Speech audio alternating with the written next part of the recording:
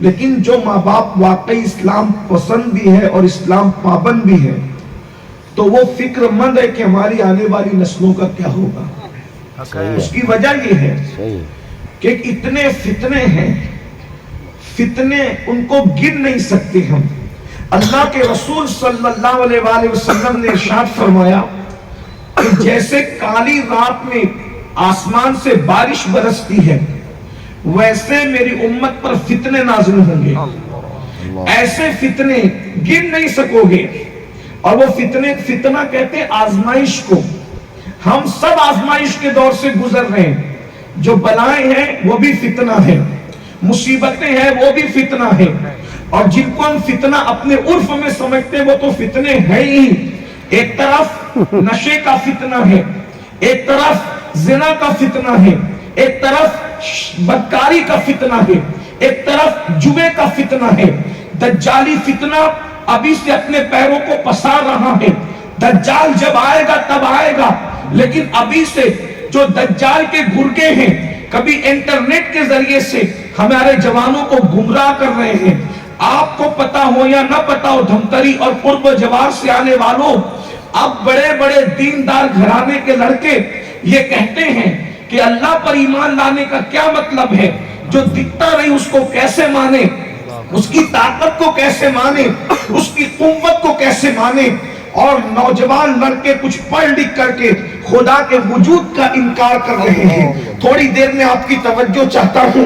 میں آپ کے سامنے حدیث ثقلین کو کچھ واضح کرنا چاہتا ہوں، لیکن پہلے سارے نوجوانوں کی توجہ، دور نزدیک سے آنے والی ماؤں اور بہنوں کی توجہ. بھائی اسلم نے بتایا کہ تقریباً 200 کلومیٹر سے خواتین اسلام آئی ہیں. اللہ ان کے جذبے کو سلامت رکھے، جزائے خیر عطا فرمائے. ہم میں کچھ بھی نہیں ہے، بس غوث پاک کی غلامی آپ کو ہم سب کو انشاءاللہ نجات کے راستے تک لے جانے والی ہے. لیکن غور سے سننا، ذرا توجہ کرنا. ایک طرف نشے کی لعنت ہے، وہ بھی بڑا فتنہ ہے. جوے کی لعنت ہے، یہ ہے وہ ہے. دجالی فتنہ، دجالی نظام جب پھیلانے کی کوشش کی جا رہی ہے. اور دجالیوں کی فکر یہ ہے کہ دنیا لا مذہبیت کا شکار ہو جائے، یعنی دنیا میں مذہب کے نام پر کوئی چیز رہ نہ جائے، مذہب ختم ہو جائے، مذاہب کا خاتمہ ہو جائے. اس لیے کہ جب مذاہب کا خاتمہ ہوگا تو پھر ہوگا کیا؟ اللہ اکبر. مذاہب کا خاتمہ ہوگا تو یہ کہ دجالیوں کو اپنا کام کرنے میں آسانی ہوگی. مذہب جہاں ہوگا کہیں نہ کہیں کسی نہ کسی اعتبار سے حیا ہوگی، شرم ہوگی، انسانیت ہوگی، کہیں نہ کہیں کسی نہ کسی اعتبار سے اچھے برے کی تمیز ہوگی. میرے پیارے آقا صلی اللہ علیہ وآلہ وسلم کے پیارے دیوانوں، تو یاد رکھنا یہ سارے فتنے ہیں. کن کن فتنوں کا ذکر کیا جائے، کن کن فتنوں کا جائزہ لیا جائے. اب ایسے دور کے اندر انسان سوچتا ہے یا اللہ اگر فتنوں سے بچنا ہے، گمراہی سے بچنا ہے تو میں کدھر جاؤں؟ اس کی وجہ یہ ہے اب جب فتنے سے بچنا چاہتا ہے، میں یاد رکھنا آپ کے سامنے بد مذہبوں کا بھی کچھ تذکرہ کرنا چاہ رہا ہوں آج. اس کی وجہ یہ ہے کہ یہ بھی ہمارے لیے بڑی آزمائش بنے ہوئے ہیں. اللہ اکبر. اب انسان سوچتا ہے میں جاؤں تو کدھر جاؤں؟ جو ہے وہ انسان کو مذہب سے دور کیا جا رہا ہے، مذہب سے بیزار کیا جا رہا ہے. تو ایسے حالات کے اندر اب کئی دکانیں بھی کھلی ہوئی ہے کہ چلو ہماری طرف آؤ، ہم تمہیں ساحل نجات تک لے جائیں گے. ہماری طرف آؤ، ہم تمہیں ساحل نجات تک لے جائیں گے. میں کسی کا نام نہیں لے رہا ہوں، لیکن زیادہ تر دکانیں 1857 کے بعد دنیا کے اندر کھلی ہیں. اللہ اکبر.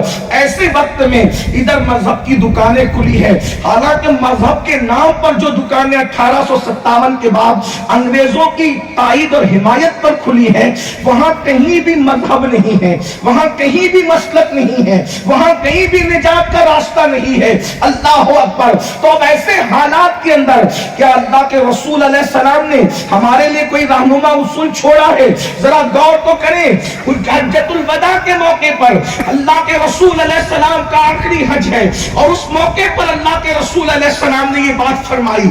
دوسرے کئی مقامات پر بھی یہ بات کی گئی. اللہ کے رسول علیہ السلام ارشاد فرماتے ہیں کہ اے لوگوں، میں تمہارے درمیان دو بھاری چیزیں چھوڑ کر کے جا رہا ہوں. حالانکہ اس کے اولین مخاطب صحابہ کرام ہیں. یہ صحابہ کے درمیان بات کہی جا رہی ہے کہ میں تمہارے درمیان دو بھاری چیزیں چھوڑے جا رہا ہوں. فرمایا اگر تم اس کو تھام لوگے تو گمراہ سکو گے.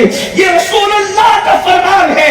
اگر اس کو تھام لو گے, گارنٹی دی ہے جو تھام لے گا وہ گمراہ نہیں ہو سکے گا.